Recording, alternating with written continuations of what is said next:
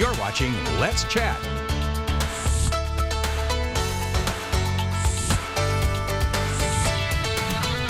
We're going to talk all about a man's best friend, but also a veteran's best friend and how one company is really making that happen. Warrior Freedom Service Dogs. Adam Keith is here to tell us more. Adam, thank you so much for making the time to be here this morning. Thank you for letting us be here. So tell me about Warrior Freedom Service Dogs. How was that started? So I was at work one day. I own a local business, and a guy walked in, and I was helping him, and just someone from my church walked in and introduced us. And this gentleman had just gotten out of the military. He had been in the service for 10 years, 2 tours in Iraq, and he was 100% disabled with post-traumatic stress. And I'd never heard much of that. And he was asking questions about a dog, and I also trained dogs on the side. And so the whole thing just, the very next day, just took off. I'd given him one of our puppies, and it woke him up from a nightmare on the very first night. And he called me the next day, and it just, there's so much more to this story than I can tell you right now, but yeah. It just started to unfold how much help more veterans were needing, more veterans he knew. And a lot of our veterans come home, and the world is, we say, oh, they've changed, but they haven't. They've seen part of the world, and they've seen evil that we haven't. That we can't imagine. No, Yeah. and they come home and need help. Yeah, and I mean, dogs, I think we all can kind of agree that they can be emotional support, almost therapeutic in a way. But for someone who has been through these extreme things that none of us can probably even fathom, this really does go the extra mile and really gives them a sense of self again, helps them reconnect, helps them re-engage. What are some of the impacts that this program has had on our struggling veterans?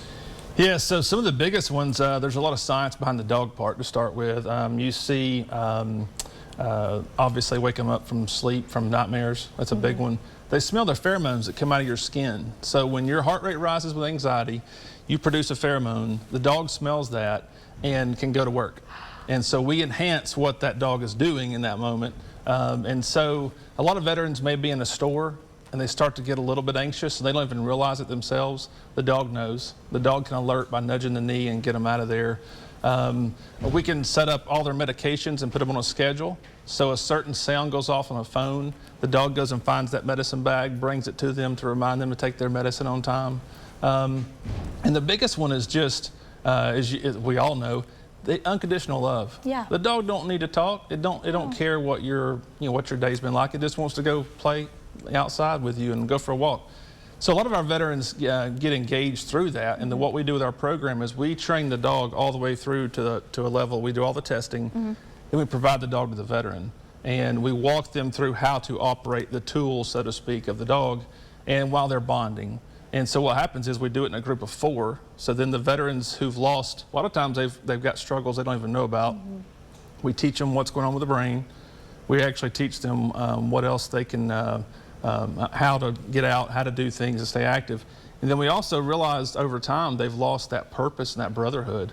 And so we encourage them to stay involved after the program's over to help us. But we do this in a small groups that get to know each other. And so we start to kind of rebuild that brotherhood with them. That is so special. And I mean, it truly is amazing how these dogs can help people. The pheromones on the body, that just gives me chills. It's crazy to think that. How many veterans have you guys been helping since the very beginning of this? So we've helped a lot. We've had 33 graduates. We're actually in group 4 now. So most larger organizations will produce anywhere from 8 to 10 service dogs a year. They'll place that many. We're producing 10, and we're a small organization. And so no one does this within 350 miles of here. And so to think 33, well, you're talking about families, spouses, children, parents, the whole family is impacted. And one of my most passionate parts about this whole mission is a lot of people are out, like around Veterans Day now, are doing great things to help veterans and show our appreciation. But I've not run into anything that is doing what this program is doing, this type of program, to change their life and impact it from now on.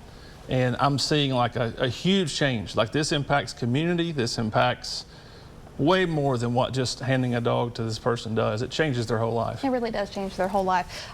Tell me again, Adam, where can people get the latest information and how if they wanted to support you guys, help you guys out? Yeah, it would be awesome. So warriorfreedom.org.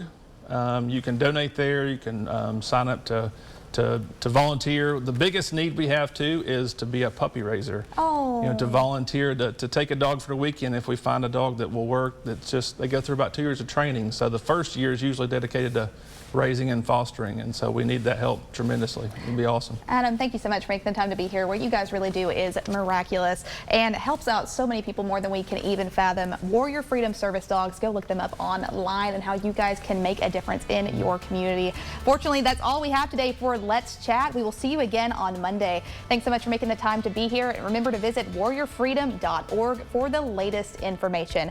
You're watching Let's Chat.